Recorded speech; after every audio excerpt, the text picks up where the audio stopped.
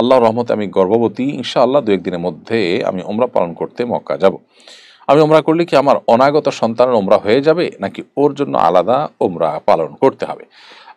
গর্ভবতী সন্তানের তার তরফ থেকে আপনি আলাদা উমরা করবেন অথবা আপনার উমরা তার জন্য যথেষ্ট হবে, এর কোনোটিই কিন্তু হবে না। কারণ হলো, দুনিয়াতে মাতৃগর্ভ থেকে দুনিয়ার আলোতে আসার আগ পর্যন্ত কারোর আসলে হিসেবের খাতা খোলার কোনো অপশনই থাকে না।